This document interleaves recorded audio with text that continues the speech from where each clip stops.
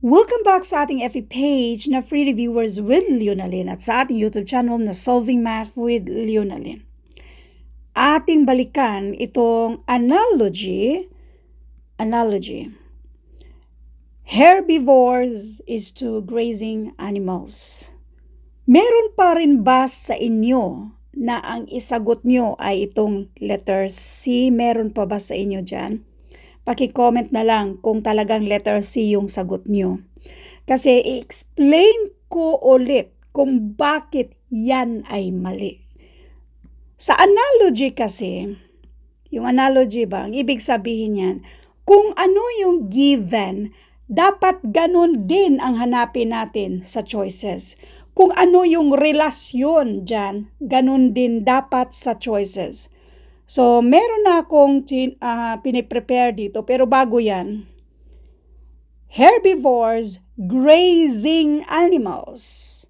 So, yan pa lang, i-eliminate na natin si letter C kasi yung decaying matters, yan yung kakainin ni detritivores.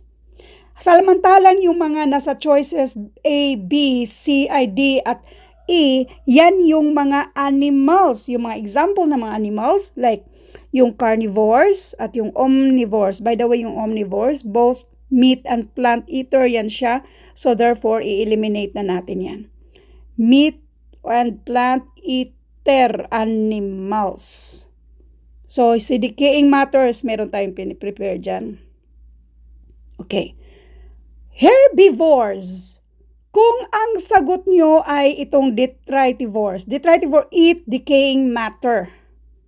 So, dapat yung given, kung ito yung isasagot nyo, dapat yung given ay herbivores eat plants. Dapat herbivores, dapat ganito yung given. Oy, wrong spelling. Wait. Dapat ganito yung given, herbivores is to plants. Dapat ganun ang given para ang sagot ay itong decaying matter. Kaso lang, ang given ay grazing animals. So, kung ipipilit na ito yung isagot, dapat, yun pala, ang given ay herbivores eat grazing animals. Kasi, detrivores eat decaying matter man. So, dapat pariho.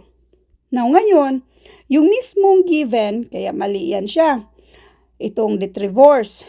Now, yung given, herbivores are animals that eat plants. Example, grazing animals. Now, yung sagot natin. Carnivores are animals that eat meat. Example, predation animals. Kung si detritivores pa rin ang isagot. Now, ito yung given. Yan yung given. Detrivores are animals that eat decaying matter. Example, decaying matter. Mali na yan siya. Kasi yung decaying matter ang kinakain ni detritivores. So, kung balikan natin sa mga choices na nandito. Okay? Klaro naman na si herbivores ay example ng mga animals na kumakain ng plants sa itong grazing animals.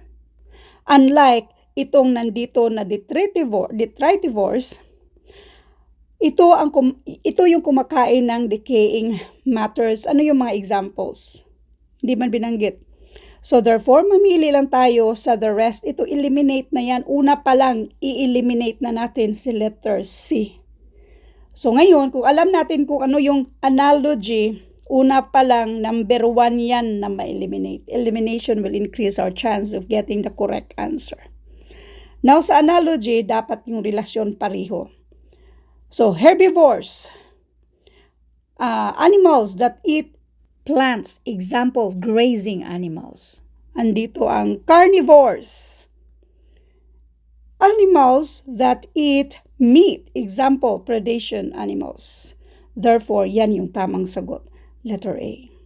Now, kung meron kayong iba pang explanation kung bakit letter C pa rin yung sagot nyo, kung hindi pa rin na-gets kung paanong pwede ba yan kung letter C yung sagot nyo, unlike kung i-change natin yung given?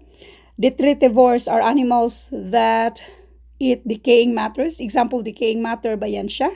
Kasi ito yung mismong given, hindi na natin ma-change kasi yan yung given. So, paki-comment na lang kung iba pa rin yung sagot nyo. And all I hope na meron kayong natutunan sa video ito. Thank you and God bless.